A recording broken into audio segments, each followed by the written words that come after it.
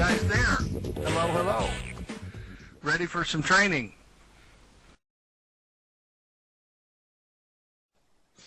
Hello everybody, how are you today? So I must say first of all that I have checked all your homeworks and I have been favorably agreeable to see that many of you have made very excellent homeworks, and so I encourage you to continue that way. Before we begin, I would like to show you first of all the plan of today, and I will display, like the first session, a small PowerPoint presentation. Okay, so the content of this second session, first of all, we will begin with some recaps of what we have seen the last session, the first session. We will then continue to deepen into the definition of the momentum entry of the MO. There are several types of MO, and these types have different rules to enter a trade. Then we will see two new tools which will help us in the entry of the trade, the MACD diamonds, but also the Bollinger Bands, which is a very, very important tool, a very important indicator in the MAX method.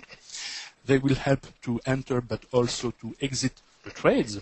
We will see also some additional exit techniques, and of course, during the presentation of this concept and tools, we will illustrate them with some example. And then, as usual, you will have the definition of the homework which will be asked to you. Then, I would like first of all to answer some questions, some important questions I have received by private emails. And one of the first questions, to eliminate completely ambiguity, is about pips counting. And I will go very fast on this point. Some of you ask me, but why do you count double pips? This is not doubling pips counting we do. And I will take a simple example. Let's suppose we trade the cable, the GBP USD, at 1 lot per unit. So this means that for each trade we open 2 lots. And let's suppose we buy 2 units at 1.6975, and then we sell the 2 units at 1.7035. What is our result in pips? And then in dollars. There are 2 ways to count. The first way, the more direct way, is to consider we have a global trade with these 2 lots, and we have made a result of 60 pips. And the value of each pip is $20. So we have earned $1,200, okay? But we have also another way to count. We can consider each unit as an independent trade. And in this case, each trade will have a pip value of $10. And each trade will have made 60 pips. And so the total movement these 2 units have, we catch with these 2 units is 2 times 60 pips, or 120 pips at $20 the pips. So we have the same financial result. So what is important is not the defined, the fine way we count pips, but what is our financial result at the end. This result will be obtained by multiplying a certain number of pips we have made by the pip value of the trade. So if we know this pip value, we have to define a way to count correctly the pips. When we have a more complicated situation is when we make several scale-ins and mainly scale-out. For example, let's take a second example. We buy the 2 units at 1.6975. We sell a first unit at 1.7010 and a second unit at 1.7035. What are our results? On the first unit, we catch 35 pips. We have bought at 1.6975, sold at 1.70110, so we have made 35 pips at $10 the pips. Since the unit is 1 lot, so we earn 350 pips. On the second unit, we make 60 pips, also at $10 the pips, or 600 pips. And so on this trade, on this global trade, we have 2 movements, one of 35 pips, one of 60 pips, for a total of 95 pips and $10 the pips. And so we have the same result, 950 pips. Alternatively, we can also consider that on the global trade, we have an average movement of 47.5 pips for each unit, but this time at $20 the pips. And so we have the same result. And so you see what is important is not the way we count the pips, but the way we obtain our financial result. And the way we count the pips by a unit is a very, very simple way. So I hope you understand this way of doing, and we do not have inflated pips.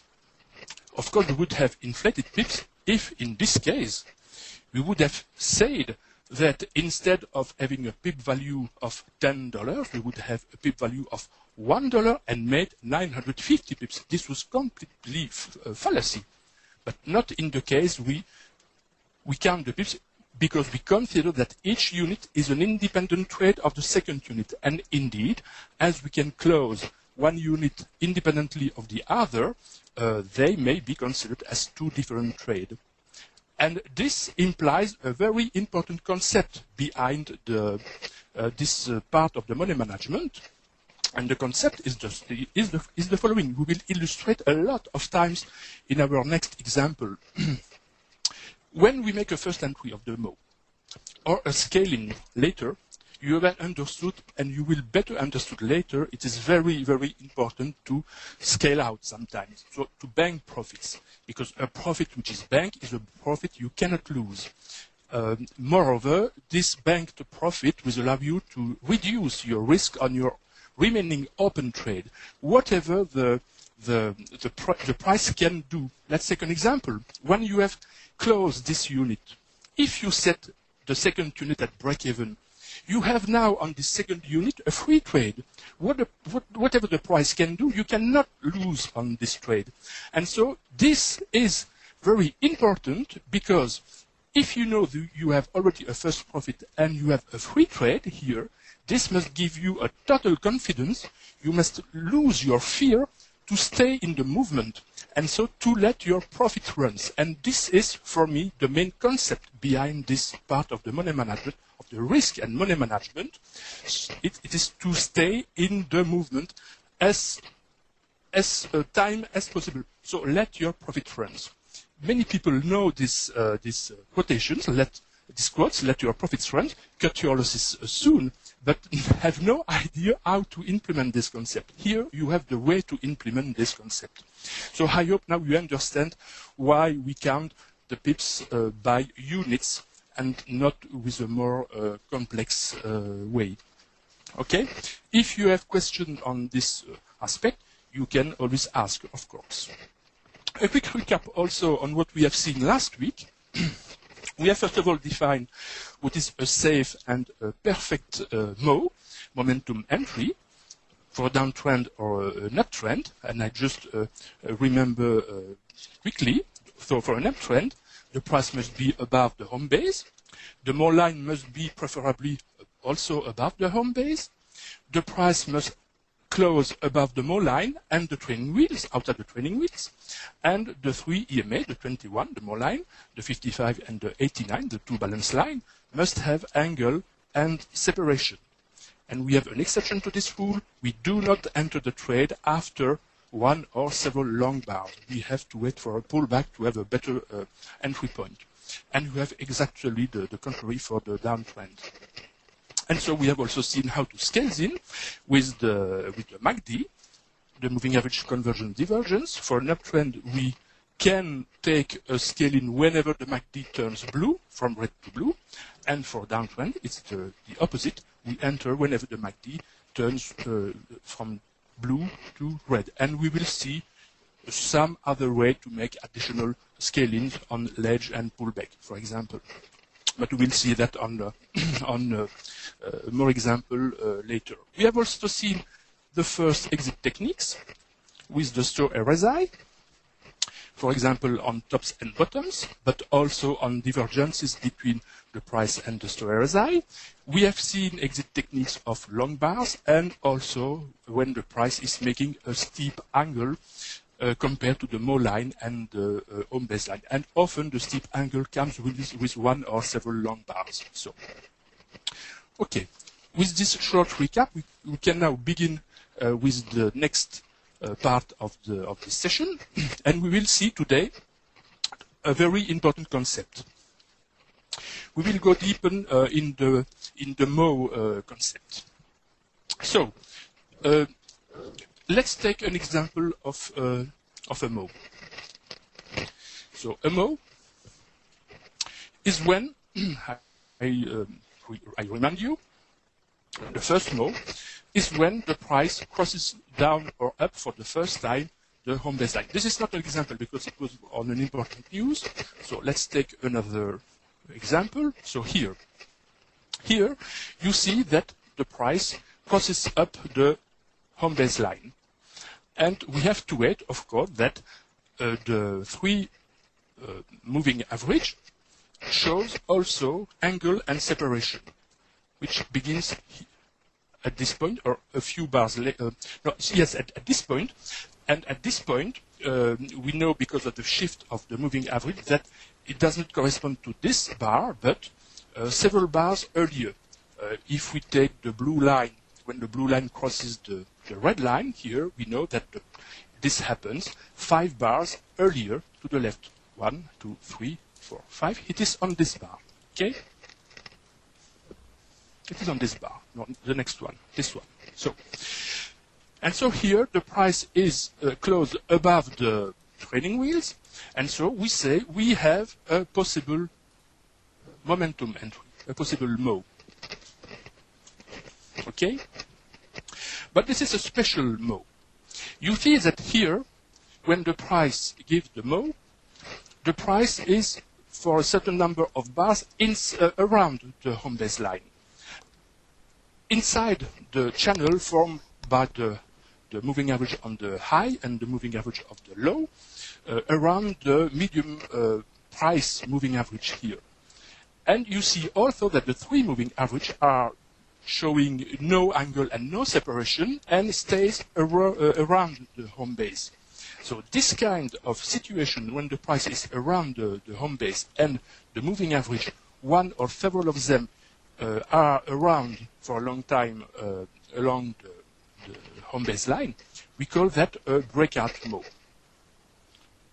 So we call this kind of Mo a BO Mo, BO for breakout Mo, because the price stays around the home baseline, and when we have the entry price for the Mo, in fact, this entry happens when we have broken the consolidation zone the price is making.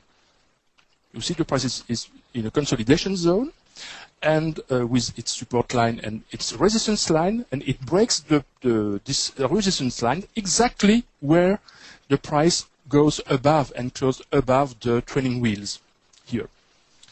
Let's take another example.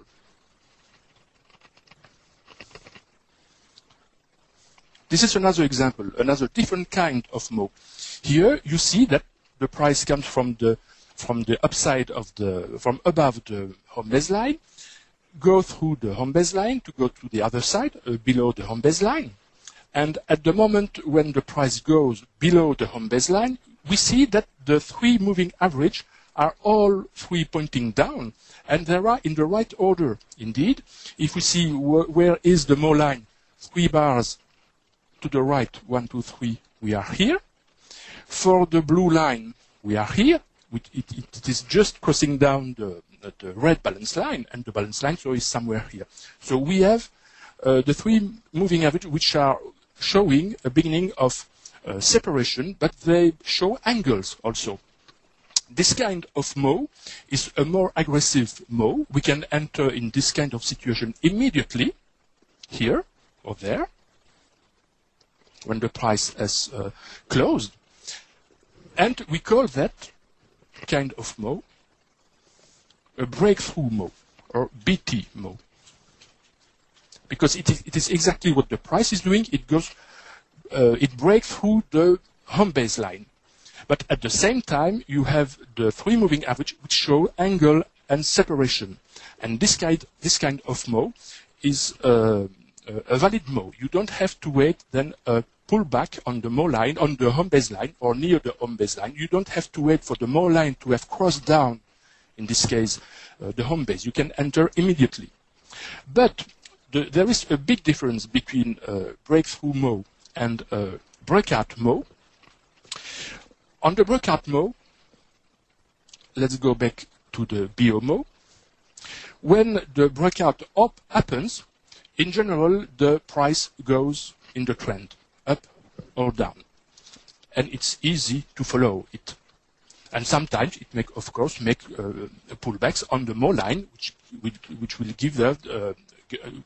give gives us other opportunities to enter trades. With the breakthrough Mo, in this case, there is a danger. There is always a danger. The characteristic of a breakthrough Mo is often the price start to move in the direction of the new trend, but very soon it will make a pullback, a fast pullback. And the pullback will often go until your entry price level, or even until or near the home base line. This is the example here. We have had the setup bar here. The price has not really started. It has made directly a first pullback. And the true movement has begun a few bars earlier here. And then you can monitor the trend, as we have seen last week. Let's take another example. Here, at this moment on this bar, you see the price goes from one side to the other side of the home base. It crossed down and closed below the home base. At that moment, we see it's easy to see that the three moving averages show a nice angle and separation. You have the condition for a breakthrough Mo, a BT Mo. And here you see what happens. The price begins to move in the direction of the new trend, but soon, very soon, it makes a pullbacks, and right on the home base.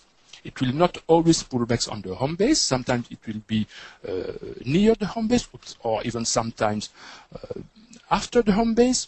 But this pattern happens very, very often. And so you need to be, if you take that trade, you have the right to take that trade, you have to be very, very prudent to close very fast your trade. And here you see, for example, that the Stochastic is making a bottom in the oversold zone. So you have a clear sign that here you have to close your trade, and not with an MX, but preferably, I prefer to make an XXX. Because you know you have a pullback, and on that pullback, after the pullback, you will have an opportunity to re-enter. When you see the pullback, you can always trace, in this case, the support line. And when the support line is break down by the price, and the MACD turns from blue to red, you have another entry, which will be, in this case, another Mo, a REMO. An alternative name for the REMO is an after Mo, because you have made an XXX. Let's see an example, if I have one, okay, here of a breakout Mo. You see that the price came from the upside of the home base line. It stayed sometime around the home base. The three moving average also, you have no angle, no separation. They are forming a spaghetti zone. And at some time, you can see that the price is in the consolidation zone. You can easily draw here the support and the resistance line of this consolidation zone. And when the price goes above the Mo line and break through the resistance lines of this consolidation zone, you have then your entry. And it is a safe entry. In this case, it is a breakout Mo, BO Mo. Okay? And so you see that the rules to enter the Mo is completely different. For the BO Mo, we wait for the consolidation zone to break. And for the BT Mo, you can enter immediately, but you will have to be fast to take your profit, to protect your profit. Okay? And whatever happens later, for example, here, or if the price pulls back on the home base line and so goes again above the Mo line, if you have a setup bar for an entry, it will be a Remo or an after Mo. And so it will be important for you to make the distinction between the BOMO and the BTMO to apply the correct rule to enter safely in the trade. And if you are not sure here of what happens, you may skip this trade and enter on the safe, on the next safe and perfect Mo, which will be here when the price make a pullback, just right on the training wheels. And then you have moreover the MACD, which turns blue, and so you have your perfect entry here, and then you monitor your trades like we have seen last week. Okay? To make the distinction between the BTMO and the BHOMO, like the case here with the BHOMO, you avoid many head fakes. You see here that during that consolidation zone, even if the price crosses down and even closed down below the home baseline, you didn't have a proper entry to go to take the downtrend, and so you have avoided these head fakes, and so you have avoided losing trades or bad trades. Okay? This is very, very important. Is it clear for everybody?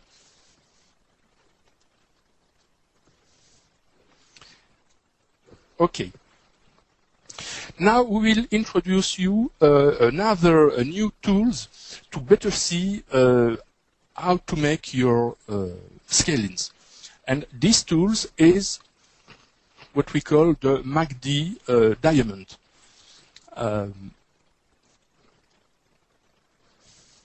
Let's see here. Here are the settings of the indicator, 363, which correspond to the same settings of the MACD. And you can set up colors, lime and red, with a whites number 2. And here is this indicator on the chart. You see that this indicator is formed of diamonds, green diamonds and red diamonds. And these diamonds appear whenever the MACD change color. Let's take some example. Here we have an uptrend. Whenever the MACD turns from red to blue, like here, at the end, at the close of the bar, you have a green diamond which appears. Here, same thing. The MACD turns from red to blue, and at the close of the bar, you have the green diamond which appears. And here, and here, and so on. And for a downtrend, of course, it's the contrary. When the MACD turns from blue to red, you have a red diamond. For example, here, you see the MACD turn to red, you have the red diamond which appear at the close of the bar. But the diamond appears at the close of the bar. In the parameter, you can change the way the diamonds appears in this way. You have a parameter here which is called alert bar close. If you set 0, the diamond will appear when the bar close and the MACD change colors. But if you put another value, for example 1, then your diamonds will be shifted one bar to the left, to the right, sorry. You see? Now, the green diamonds here is 1 bar to the right of the bar here, at the close of which the MACD turns from red to blue. And here, this red diamonds is 1 bar to the right when the MACD turns from blue to red. So it's up to you to see what parameters you prefer. If you prefer to see the diamond appearing at the close of the bar, or the next one, or 2 bars later, or whatever bars you want. Preferably, personally, I prefer to have the coincidence between the MACD and the diamonds. This will allow you, if you want, to hide the MACD indicator to have lighter charts. But of course, in this case, you will have to train yourself to determine when you will have a potential scaling during a pullback. You see here we are in an uptrend. You have a pullback which is forming here with the two red candles, the red bars. Then you have a blue bar at the end of which the MACD begins to turn blue. You will not be informed of the MACD turning blue, but you see the pullback here. And with some training, you will be able to choose the correct entry on this pullback. If you wait for the diamonds to appear, you have the confirmation that the MACD has turned blue, and that I have explained to you last week how to make your entry when the bar has closed. So I just remind you quickly, you can make, if the bar is not a long bar, you can enter immediately on the next one, on the open, or when the price goes over the close of the previous bar, or when the bar goes over the high of the next bar, and if of the previous bar. And if you have a long bar, so you will wait for a pullback before opening your trade. Okay? I will send you, of course, this indicator at the end of this session. Now, I will introduce another indicator which will be a very, very important indicator. But first of all, let's make some cleaning of the chart. I will reapply simply the template, and here it is the Bollinger Bands. The Bollinger Bands, I will show you the parameters of the Bollinger Bands. It is a customized, a proprietary indicator which has been developed by an assistant of Jim in the past. Some of you know him. It is Bluto in the FXAW forum group.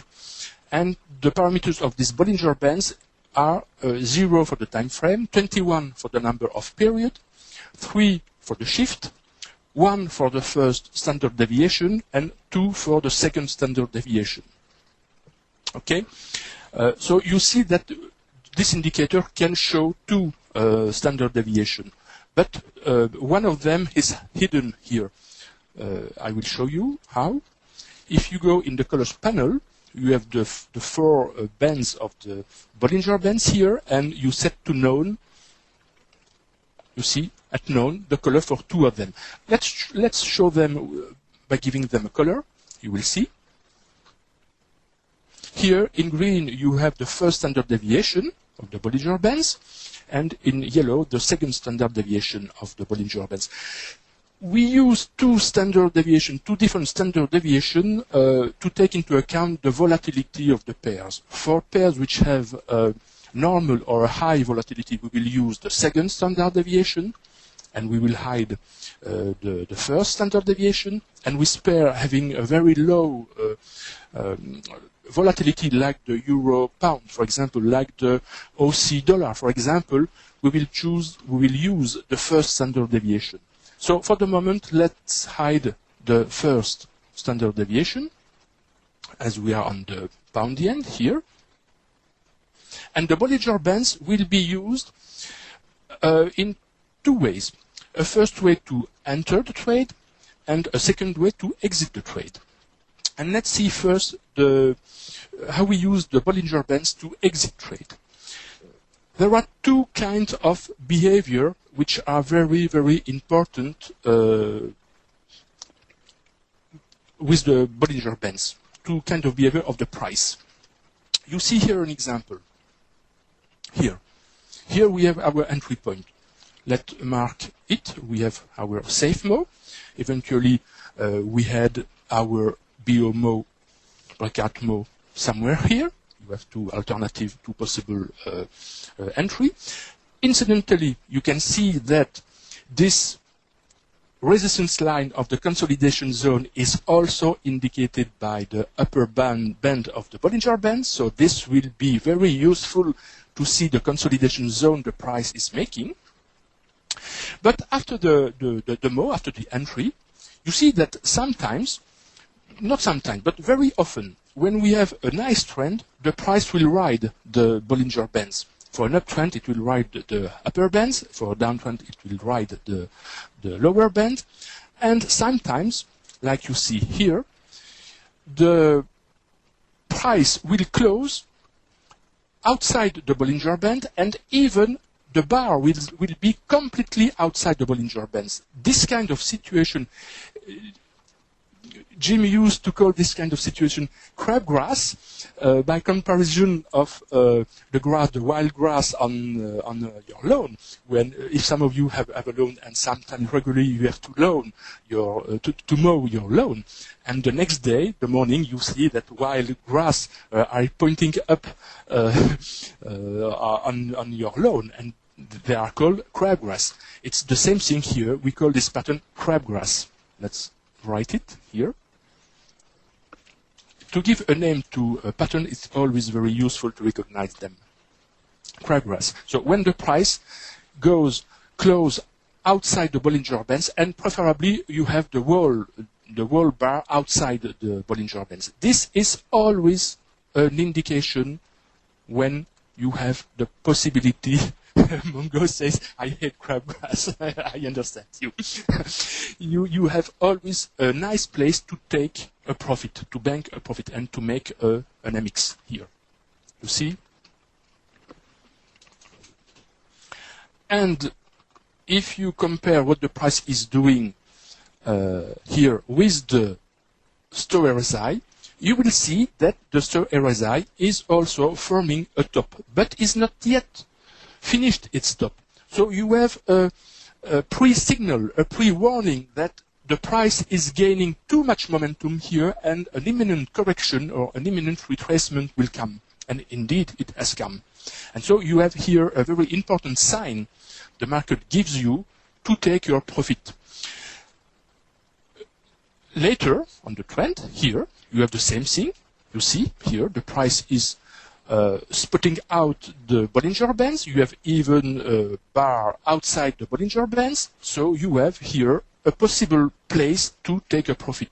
Later on the trends, you have the same pattern, and you have a possible place to take a profit. And when these configurations happen with the Stow RSI forming a top, when the top is quite confirmed, you have a very nice place to make a profit, to take a profit. Now, you are not obliged to take all the profits, but you must be prudent, you must be ready to take one, mainly, and to take it mainly if you have several convergent signals. Example, here, what we see that we have also a long bar, we have crabgrass here, and we have the Stow RSI forming a top, even if the top is not yet completely confirmed. So, in this case, you know you will have a high probability for a retracement. Don't let the market a chance to take back your profits. Take your profit, bank some profit here, and make your MX. The role of the trader is not only to be able to identify good entry points, good trades. It is also he must also have the quality to be able to keep the profits he is making. Okay? Here, for example, you have the Stow RSI forming a top here, but the price is not going outside the Bollinger Bands, so it is not necessary here to take a profit. You have not a sign to take a profit by the crabgrass concept, but you may have other signs. For example, the Stow RSI forming here a divergence with the price. And so you see that you have many signs the market can give you when you must be prudent and take your profit. Knowing that even if you exit prematurely, suppose that here was not a good exit placed, then soon or later, and often sooner than later, you will have a possible re-entry point. So do not be afraid to take a profit when you see there are signs, several signs, converging signs in the market. Take them, take it, and then re-enter. Even if the price level of the scaling here is at the same level of the previous scaling. You have banked some profit, you have reduced your risk, dramatically. We will see that in detail in the section on the money management. It's not a problem to scale in immediately after. Okay? This is the first sign the market gives you to exit. Other sign the market gives you, it's on the store RSI. You see that here in this example, we have a place to make an exit. The store RSI has formed a top. It has even formed a double top here. This kind of sign will often happen with our version of the store RSI. And this is a very important sign. These two tops forms a pattern which is called an M. An M. Here. During an uptrend. And during a downtrend, of course, you will have the contrary. Let's show examples here. For example, here, even if the pattern is a little distorted, you have a double bottom, and these double bottoms, these two bottoms, form a pattern called a W. If you have not taken your profit 1 unit on the first bottom and you see a second one forming a W, there you have a powerful sign to take a profit. On the same way, on the uptrend, here if you have not taken your profit on the first top and you see a second top forming an M, you have a very powerful sign to close 1 unit. Okay? So the M's and the W's are very, very important. And you have always this kind of signals in the store RSI. Example here, you have W, which announce that the price will probably goes up. You have here some double tops. Here, M, it is a little distorted, but it's still an M. It announces that the price will goes down. And what the price has done? It has retraced. Okay? Let's see another example. Here you have a double top, an M. What is the price doing soon after? Not immediately. Sometimes it can take several bars for the price to react, but the price goes down. After you have W, what the price is doing soon after, here you see the price is going up. Now don't get me wrong, these kind of signs do not work always, but often, and sufficiently often for you to be aware of these signs. When these signs appear, always consider to take a profit 1 unit, so an MX. Okay? So in an uptrend, you will be focused on the M. In a downtrend, you will focus your attention on the W. Okay? And if this pattern form a divergence, also with the price, you may have, for example, here, you could have the second bottoms higher than the first one. You will have then, in this case, a divergence. It is still a more powerful sign the market gives you. Okay? For example, here, you have a nice example. Let's check it. You have here the first top of the store RSI, of the M. You have here the second top of the M. You have higher highs on the price here. You have lower highs in the store RSI. You have an M.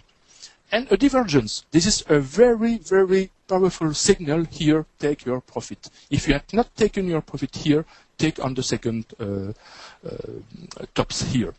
Okay? That's another way to consider taking your profits. Now, there are other signs that the market gives you to take a profit. And this is your role as trader to recognize these signs. You all know some methods based on the pattern made by the candlesticks. There are a lot of patterns. The great specialist of the candlestick is Steve Nissen. Many of you know him, but we don't have to master the whole concept of the candlesticks. We have just to be aware of 4 kinds of bars. The first kind of bars is this bar. What is this kind of bar? You see this bar? What is this bar? Can somebody tell me what is this bar? What is a kind of candlestick? It is a doji. Yes, indeed. A doji is a bar where the close is equal to the open. This kind of bar is not a doji. It is quite a doji because the close is a little different of the open, but it's quite a doji. We will consider this is also a doji. Okay? And what is a doji or a quasi-doji, a quite a doji? A doji is always, it is not important how we call them. It's just necessary to know it is a doji. The open and the close may be anywhere in the byte, maybe on the low of the byte, maybe on the high of the byte, maybe in the middle. That's not important. The important thing is it's a doji or a quite a doji. A doji is always a sign of uncertainty in the market. Okay. A second kind of bar is the following. Let's try to find one. Let's see here. We have here the bar I want to show you. You see that this bar is completely engulfed in the previous bar. This is an inside bar. For an inside bar, you have the high of the bar, which is lower than the high of the previous bar, and the low of the bar is higher than the low of the previous bar. Eventually, one of the extreme may be at the same level than the previous bar. So you have here an inside bar. An inside bar is also a bar of uncertainty. There is a third kind of bar. You have an example here. This is, and it is also representative of 2 kinds of bars. The first kind, you see here that the high of this bar is higher than the previous high, and the low is lower than the previous low. We have an outside bar. This bar completely engulfs the previous one. We have an outside bar. Okay? And you see also, this will be the 4th kind of bar which interests us. You see also that this bar has a long wick. A long wick whose length must be at least twice the length of the body of the bar. If it is more than twice the body, if its length is more than twice the length of the body of the bar, it's still better. We call this kind of bar a pin bar. Okay? For example, here, a pin bar. Here, another pin bar, the red one. And it's not important where the wick is, above or below. Here, you have another pin bar. So, you have 4 kinds of, we call that reversal bar, but they are not exactly reversal bar. There are bars which on which you must focus because of uncertainty in the markets.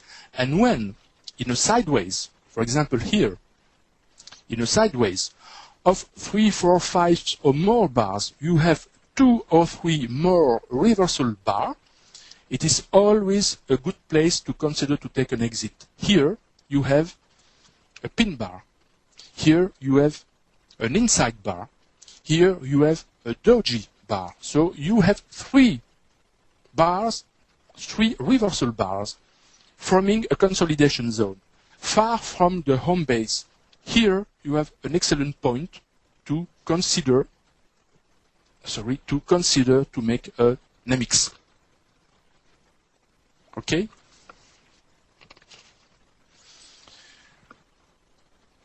Let's take another example. Here you have a pin bar. You have a pin bar and a doji bar. You have 2 reversal bar. 2, 3 or more gives you a sign for a place where you can consider to take a profit. Okay? Let's take another example. Here, you have a nice example. You have had a downtrend. On this downtrend, you have here, you see, not only crabgrass, but also an inside bar, an outside bar. So you have two reversal bars. If you had a third one, it would have been better, but you have two, so here you have a place where you can consider to exit. Okay? And you will see very, very often this kind of situation, this kind of patterns. And so when you have a convergence of several of these exit signs, do not hesitate to exit to take your profit. Example here, you have a typical crabgrass. You have then an inside bar, you have a pin bar, and so there you have the storyline forming a top in the overbought zone. So you know by recognizing these signs that you will have a point to exit. You may exit.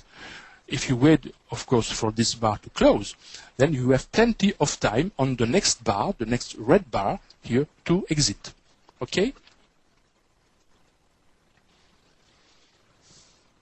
Okay, now let's take some example and let's handle a complete trend. Let's say, for example, the movement we have seen yesterday, not on the pound yen. Oh, why not on the pound yen? It's not important. Oh, Euro USD, yes, why not? Chart. No, I will put here Euro USD. Okay. Okay, here. Let's take this example after the NFP. The two long bars here was caused by the NFP, and you know we never enter on a news. But what happens half an hour after the NFP? After the first down movement, after the at the NFP release, you have had a nice pullback, and you see that the pullback was quite right on the home base, on baseline. And when the price goes back again and crosses down and closed below the Mo line, then you have here a nice entry point, a nice Mo. And what kind of Mo it is? Is it a BT Mo or a BO Mo? Is it a BT Mo or a BO Mo here? Hello? The returning graduates, what kind of Mo we have here? A BT Mo or a BO Mo? No answer? Okay. We have a BO Mo, which is easy to see here.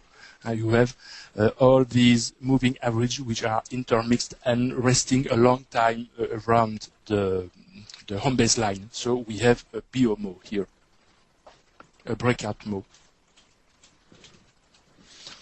Normally you should have been able to enter when the consolidation zone you see here have been breaked out. But because of the news, you know you cannot enter. You wait. And you had an excellent opportunity after the pullback. Then, what happens after your BOMO? So let's see bar after bar what happens on our indicators. So here we have, first of all, a first scaling. Here, C1.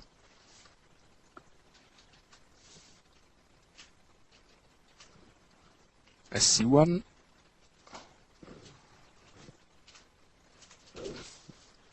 then a second scaling here as C2. You may enter everywhere you want in the bar here after the breakout of the support line of this little ledge, or when you have the confirmation the MACD turns from blue to red. And you have to consider if the scaling may be taken or not, depending if it is closed or not, too close or not from the previous one. Then you have another one here, another possible one here, after a very nice ledge here, as C3.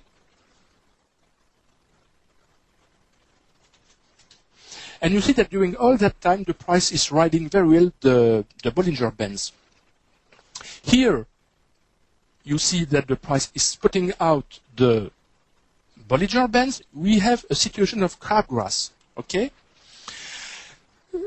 Yes, I don't have the diamonds on the screen. Sorry, Vanessa.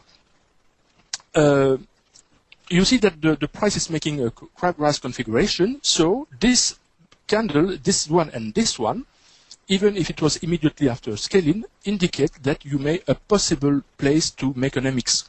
And if you check on the star RSI, you see that the star RSI is forming a nice M and even a nice W and even a triple bottoms configuration. So you know at that moment that you have a warning sign for a coming retracement.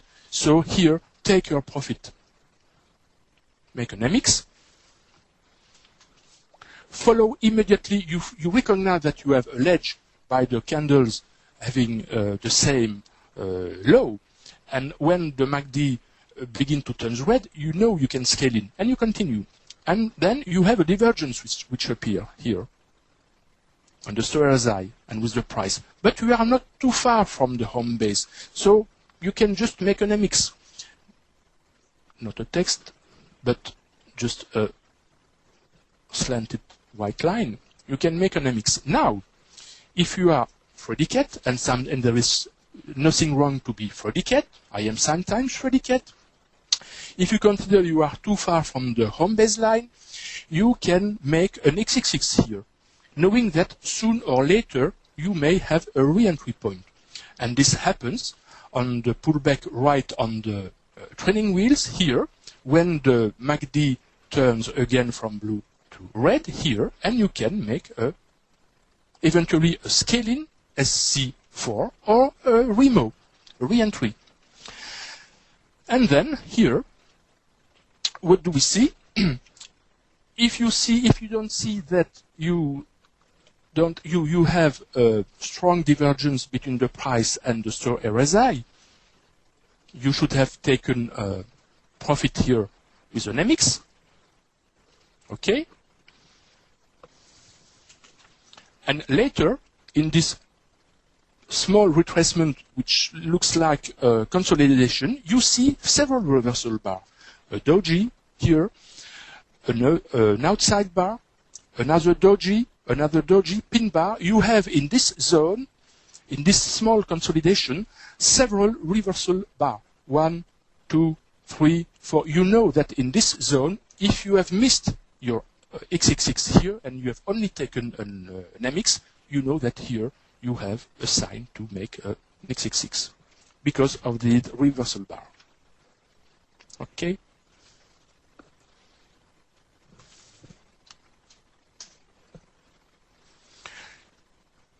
It's not easy to determine if this bottoms in the price in the downtrend will be the last bottom in the price, and you should make your XXX, but you will often have the following sign in the retracement or in the in a small consolidation following the bottoms, and here you will have your exit point. So be always focused on these 4 reversal bars. As long as you see 2, 3 or more of them, mainly after the trend as well developed, don't hesitate, make an XXX. And if you have exited too early, you will always have the possibility to re-enter later. You have another sign which is given, moreover, by the Bollinger Bands. Look here. Here, you see that the Bollinger Bands, the lower bands, is turning back. And as you advance in the movement, in the price movement, it becomes quite horizontal here. So you know that in this zone, and the upper level is coming near and near, closer and closer to the lower bands. So the 2 bands are squeezing. You know that you are entering in a consolidation zone. So as soon as you see this combination of sign, crabgrass, several reversal bar, eventually a divergence in the oscillator here, and the Bollinger Band squeezing, you know you have a high probability for the movement to be at the end or to have some great weakness, and so do not hesitate to exit. Okay? Later, when you will see squeeze here in the Bollinger Bands, but we'll speak about the squeeze later at the next session, we will see how to exploit this kind of situation to enter or not in the trade. Okay? Another rule you have to take also into account. Yes, Vanessa, you are right.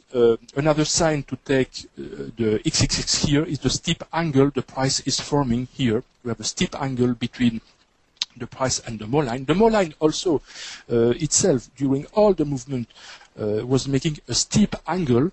This is always a very, very powerful sign to at least take a profit. And if you have a convergence of several signs, to make even an XXX. When I have a steep angle, I always prefer to make an XXX, and because I know I will have the possibility to re-enter later. But it depends if you are risk averse or not. If you are conservative, you will make an XXX. If you are more aggressive, you can sometimes take the risk to just make an MX. Okay? Well, another rule you have to take into account, and you have a nice example here. It's a rule named the 3, 5, or 8 bars. You see that this movement, this downtrend, is composed of several waves. One wave, two wave, a second wave, a third wave. Each wave is composed of a movement in the direction of the trend and a retracement. A movement in the direction of the trend and a retracement, a movement in the direction of the trend and a retracement.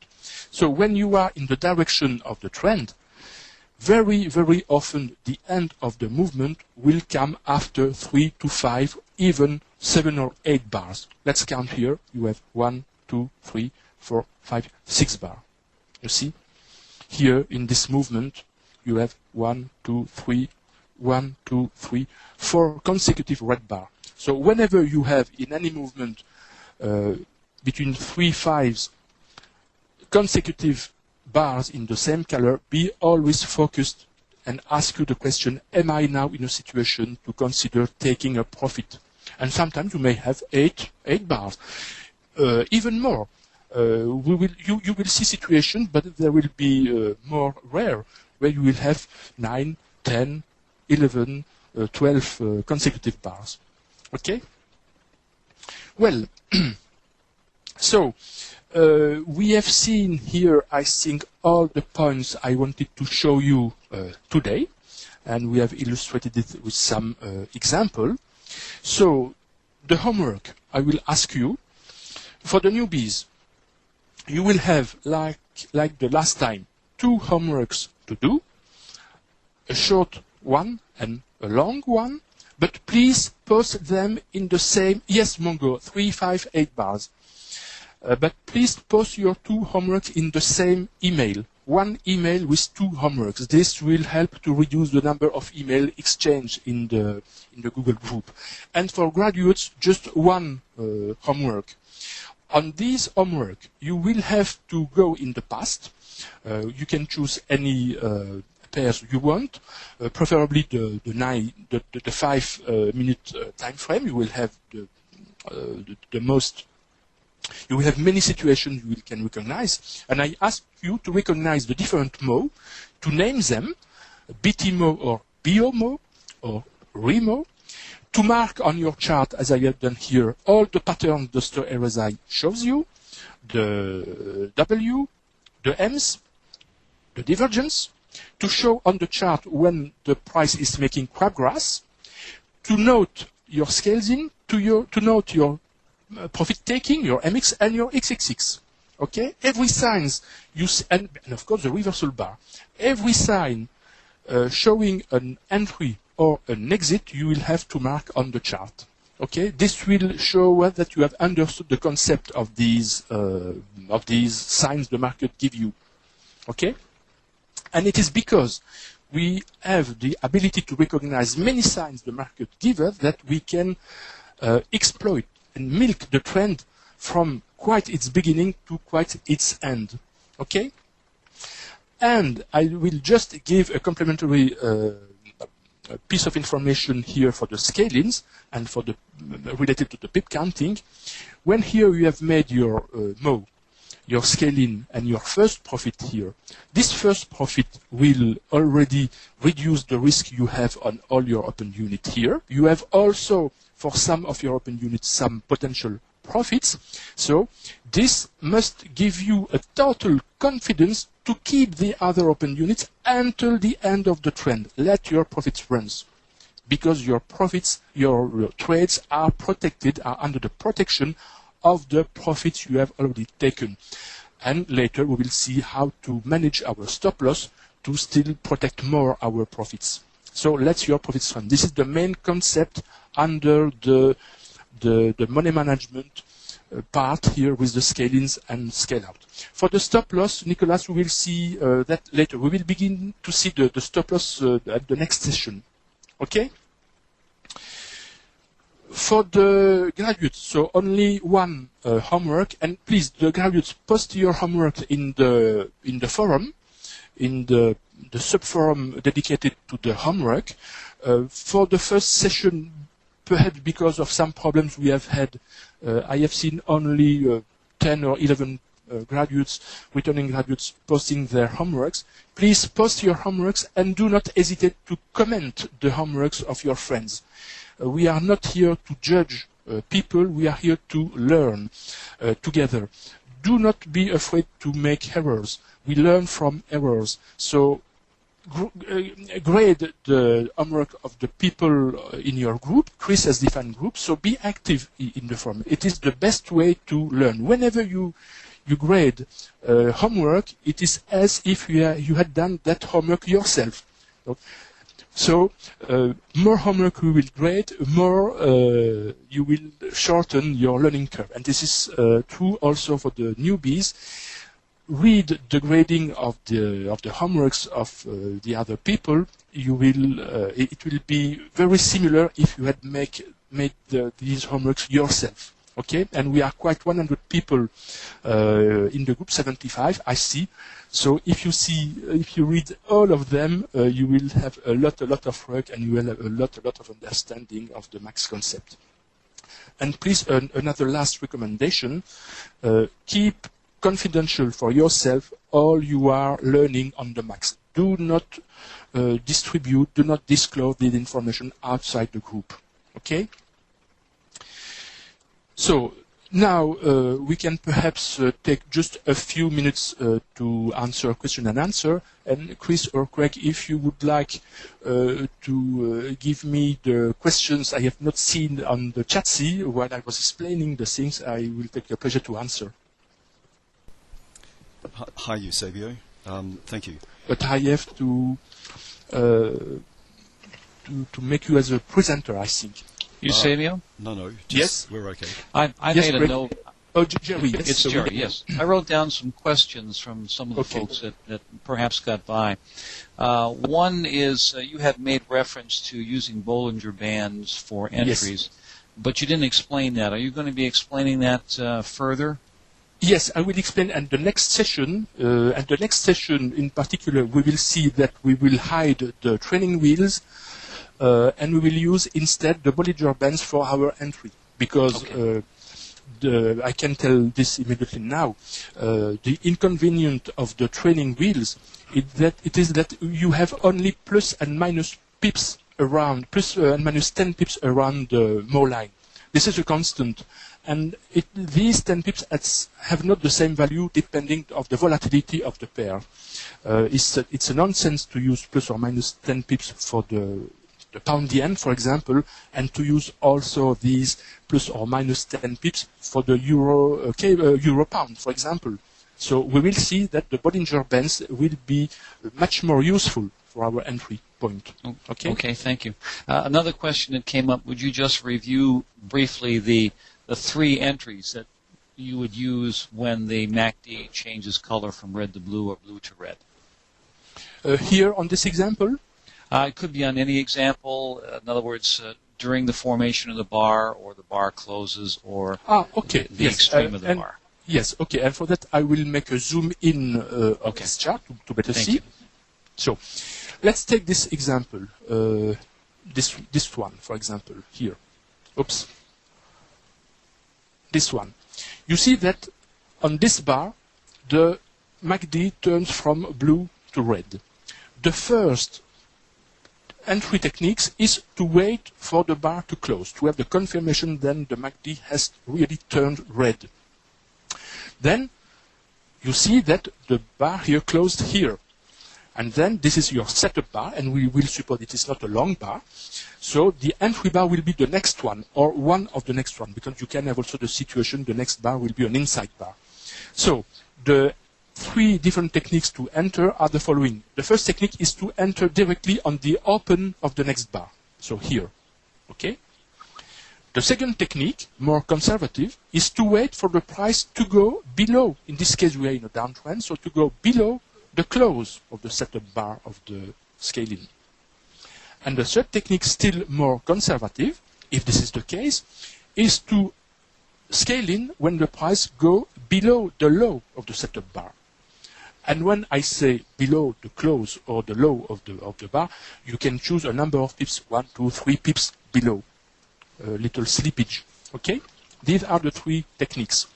Now, the fourth technique is the more aggressive one. You have an example here. While the bar is forming, before it closes, when you see that the MACD is already turning red, and the price has crossed down the support line of the previous pullback or ledge, you can enter. And so you will perhaps enter here, or there. You can enter before the price closes. But this is the most aggressive one. Okay? Yes, thank you, Eusebio. Those are the questions that I had written down. Okay. Hello, Eusebio. Well, so... Hi, Eusebio. Yes, it's just another little information. I would like that you send your homework at least for Monday, let's say 9 p.m. East time. Monday, 9 p.m. East time, so that we will have the time to grade them. And I count off the benevolent graders, Gabriele, Halstrup, Lele, DC, Vanessa, eventually, if you want, Ari, if you are there. You have made wonderful comments on some of the homework, so if you can grade, that would be great. Thank you very much. Yes, Chris, go on. Thank you. Go ahead. Hi. First off, could you do a pip count on that that trade run that you've just shown us there, so that we can get all enthusiastic about? A count here for the pips we have made. We have made here. Yes. Okay. Thank you. Is there a volunteer to count with me? Vanessa, can you be the pips counter?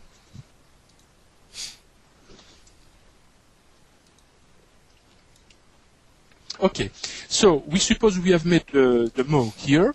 We have made our first scale-in, so here. We have taken an MX here.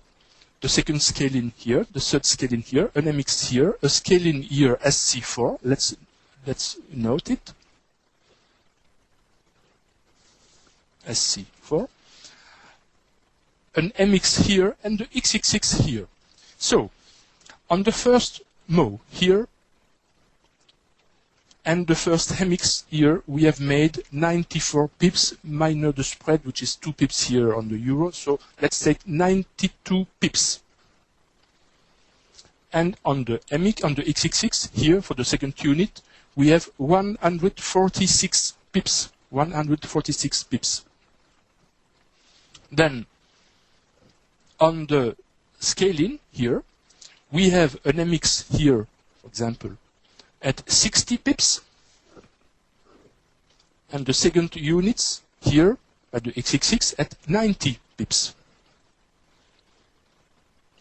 For the second scale-in, let's say here, we have our third MX here at 80 pips, and the second units closed here at 66 pips. For the third scale-in, we have no longer mx, so we have the 2 units under the xxx. So we have 46 pips twice. 46 pips twice. And for the last scale-in here, 38 pips twice. 38 pips twice. How many pips? 702 pips. For a trade, a movement, a total movement here of 165 pips, 165 pips, and a total trade which lasts approximately 40 bars or 5 minutes. This is 200 minutes. This is 3 hours and a half. Isn't it nice? Thank you for that. And Mongo has a question on current bar. Would a remo at the x-axis be too risky? Yes, here it would be too risky. Why? Because you enter we enter a consolidation zone. Here, it will be also. It may be critical, but we'll see the next time when we'll see the different situation with the squeeze of the Bollinger Bands. Okay, Chris. Sorry, I have interrupted you. No, it's fine. Just to let the grads know, and the new students as well, we have a forum. I sent an email out much earlier in the piece, and I'll send it out again. Everybody is invited into the forum. There is a special area in there where the graduates will be placing their homework, just to stop the volume of emails hitting the Google group. But the new students are most welcome to go there. There is a password to get into it, and you also have to register to get into the forum. New students will not be able to see the whole forum the way the graduates can. I'll send through an email inviting you all again to go there. Yep. The other point is that I've just noticed that the forum's website name has changed, and if you're having troubles logging on, and you log in and then you get immediately booted out and have to re-log in again, remove the www at the front of the forum name. So it's maxtradingforum.com. It's not www.maxtradingforum. It's just maxtradingforum.com. And then click on the register or the login and you should be okay. I don't know why it's changed. I've got a question into the forum guys, but yep, these things happen. So thank you. Back to you, Eusebio. Yes, okay.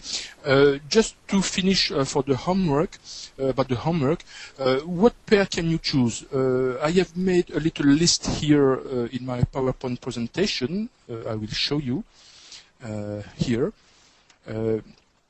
If you focus on the main pairs, for the major, for example, the Euro USD, the Pound USD, the USD CAD, the USD Swissy, the USD Yen, the OC USD, the Kiwi USD. With these 6 or 7 pairs, you will have very, very much work to do. You have enough to do. Even with the main 4 pairs, you have a lot of work to do. You will have enough opportunity. But you can also study other pairs. The main pair with the yen, the euro yen, the pound yen, the OC yen. And it is also interesting to study a very low volatile pair, the euro yen. So you have here all you need to make a lot of beautiful trades. So don't go to with exotic pairs now. Just study these main pairs, and you will see. You will with the 5-minute time frame. If you follow 6, 8, or 10 of these pairs, you will not have time to handle other opportunities. You will see every day, even during these days, which are much more difficult to handle in terms of trading. Okay. Well. Now, we can stop here for this recording. I stop the recording now. and I will be a few minutes in the chat see if you have a few minutes. And yes, review the video before your homework. So Chris make always an amazing job to give the video as soon as possible. So review for the video and then make your homework, because we have seen a lot of details today in a short period of time. So thank you.